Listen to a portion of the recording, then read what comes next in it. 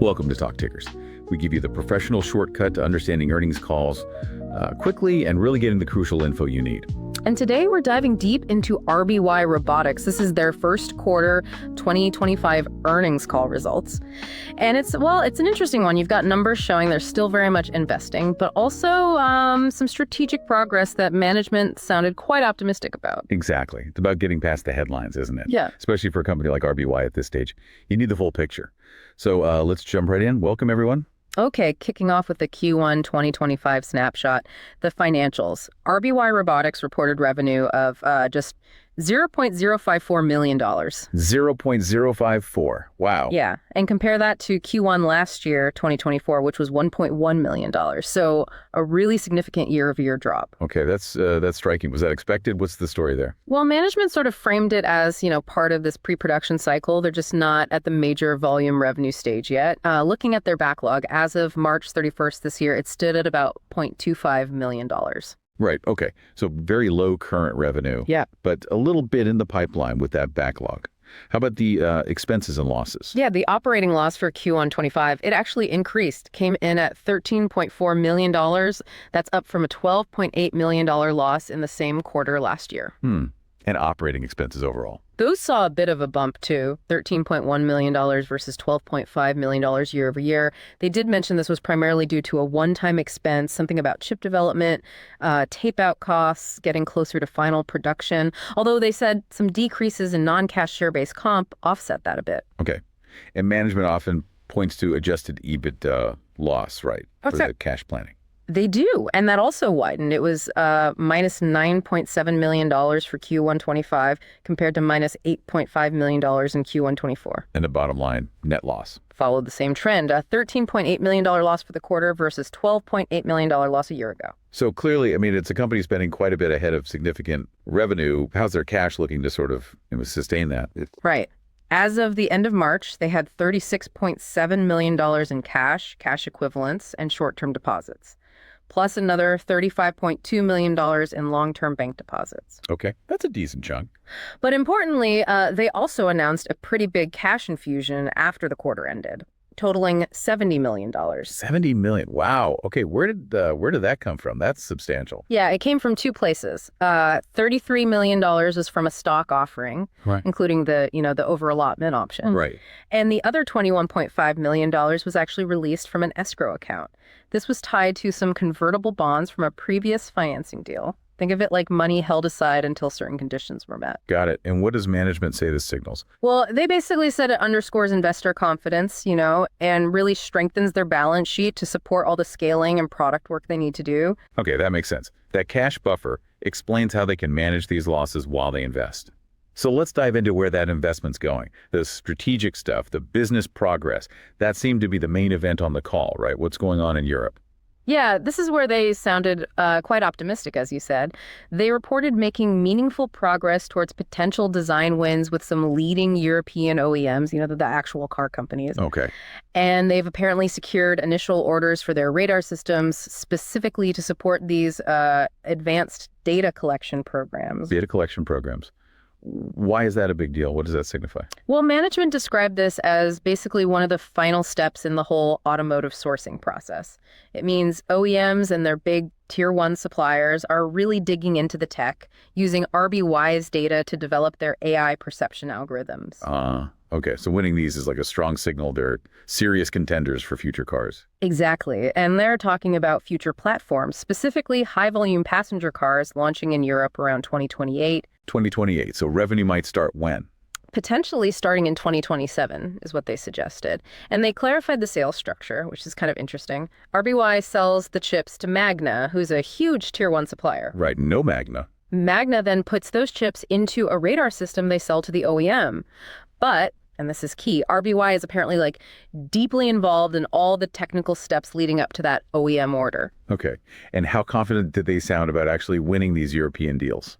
This was quite a direct quote. They said their chances to win these specific programs are more than very high. More than very high. That's confident. Yeah, and they sort of justified it by saying Magna's radar systems, which use RBY's tech, are already being used as the main data collection platform by these key European OEMs, the ones really pushing for hands-free, eyes-off driving. So that existing integration apparently gives them a big advantage. Okay. That does sound pretty positive then. Let's shift gears. China, always a critical market. What's the update there? China had a really critical milestone, actually just happened in April after Q1 closed. Their T1 partner there, a company called Hirin, launched something called the LRR615. Okay, and what is that? It's a production intent, long-range imaging radar system based on RBY's chipset, and it's designed specifically for that demanding Chinese autonomous driving market. You know, ultra high resolution, works in all conditions, that sort of thing. And Hirin is their main route into China. Yeah, exactly. Hirin is their channel to the market there. They work with local companies, robo-taxis included, building these full autonomous stacks. So integrating processors from, say, Nvidia or Horizon Robotics, along with RBY's radar and cameras. Right. So when could this China business actually start bringing in real money? Mass production revenue. They're expecting to start ramping up production with Hirin in China by the end of this year. So Q4 2025, that's supposed to be their first, real mass production revenue stream. Okay. Although they did add a little caveat saying it could potentially slip just slightly into early next year. But the target is Q4. Got it. End of year ramp in China. What about outside of passenger cars? Anything else happening? Yeah, they did highlight traction outside automotive, too. This is through their partnership with another Tier 1 called SENS RED. SENS RED. Okay, and what's happening there? Well, SENS RED placed a pretty significant order, actually. Over 1,000 of RBY's imaging radar chips. 1,000 chips? For what? For a whole range of different uses, actually, across multiple markets. Things like smart cities, tolling systems, heavy industrial equipment, heavy machinery, even factory automation. Wow, okay. That really shows that tech isn't just for cars then. It's quite versatile. Absolutely. And this order, it actually came after Q1 ended, so the revenue recognition will be later this year or beyond. But yeah, it demonstrates growing demand outside automotive. And SENS RED is key because they handle the customization needed for these, often lower volume or specialized applications. Right. They also mentioned an NRE agreement with SENS RED that's non-recurring engineering. Basically, SENS RED pays RBY for specific development work needed for their particular uses. Okay.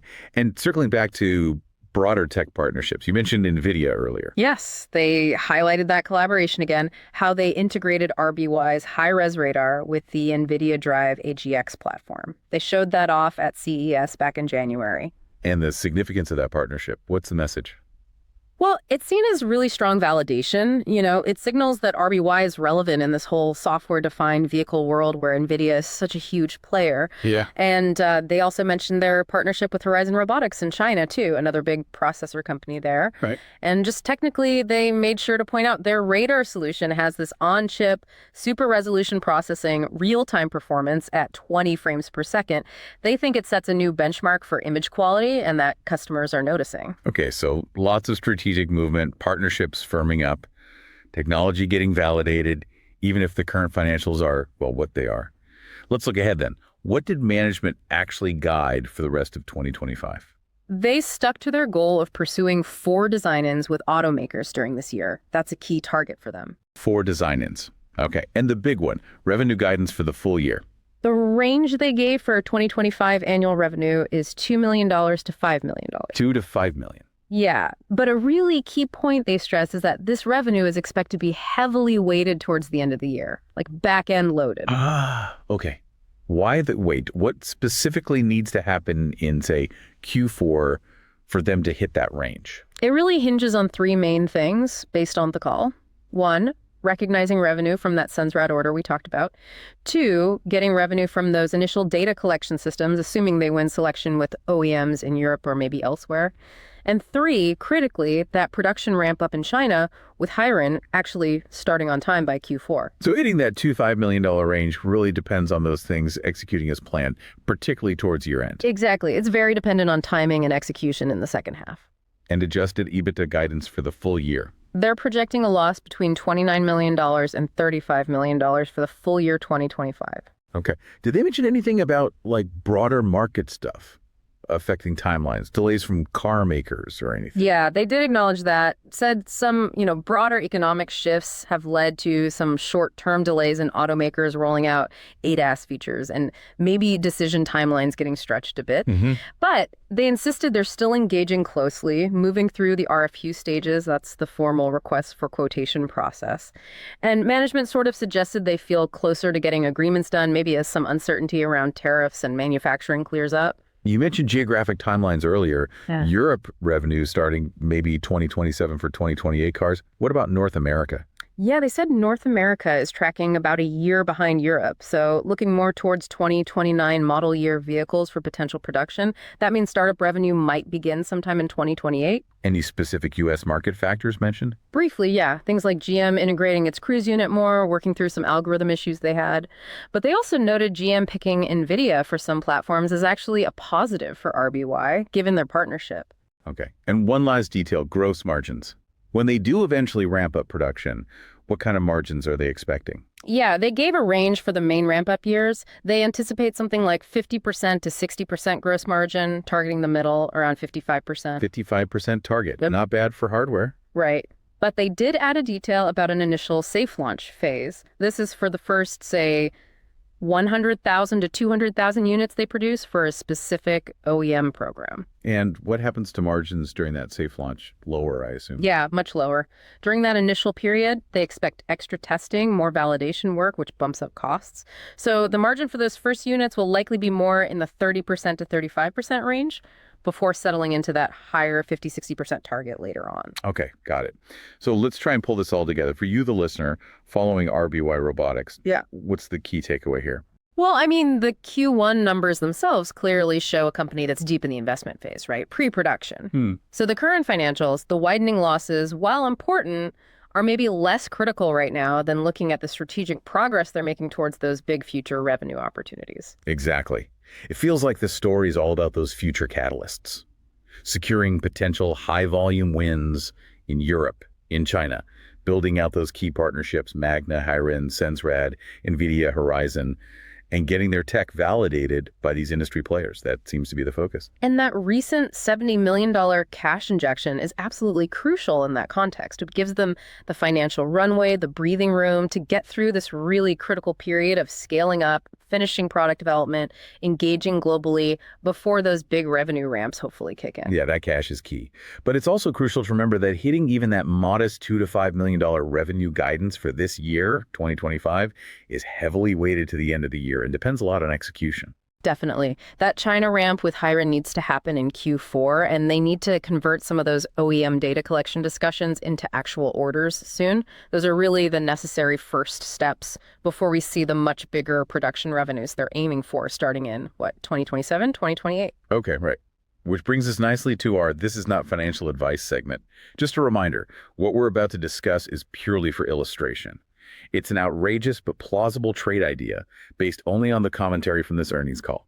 Please do not take this as any kind of investment recommendation. We are absolutely not telling you to do this. Right. So given everything we've heard, particularly management's very strong words about Europe, data collection being a final step, chances of winning being more than very high, here's one potential outrageous but plausible idea. Okay, let's hear it.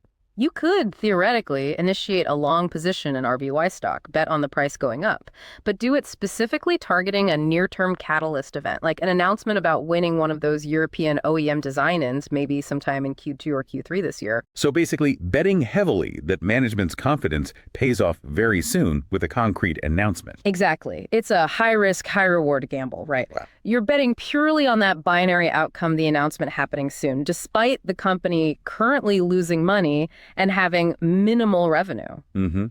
High risk indeed. Any alternative outrageous idea? Well, maybe if you're less convinced about the immediate Europe timing, but you believe that China ramp-up story for late 2025. An alternative pitch could be to bet on the stock reacting strongly to that catalyst, the China production starting by year-end. Okay. But again, and we can't stress this enough, this is not financial advice, just speculative ideas based on the call narrative. Absolutely not financial advice. So just to quickly wrap things up, RBY Robotics Q1 showed a company still investing heavily ahead of major revenue. That's the financial picture. But the narrative, the focus on the call, was really all about the strategic progress they feel they're making towards significant future opportunities, both in cars and these other industrial markets. And that progress is now backed by that recent $70 million cash raise, giving them, the runway they need for this crucial pre-revenue stage. So the story to watch going forward is really about execution on that revenue ramp expected later in 2025, and ultimately whether they can convert this progress into those large, long-term design wins they're targeting from 2027 onwards. And one final time, this analysis is based solely on the information from the earnings call. It is not financial advice. Right. The company did mention a couple of upcoming events where we might get updates: the Landberg Tech Expo on May 21st and an RO London conference on June 25th. So potentially more news then. Okay, well, thank you for tuning in to TalkTickers and diving deep with us into this RBY robotics update. Yeah, we hope this summary helps you feel better informed and ready to keep exploring the world of earnings calls. Thanks for listening.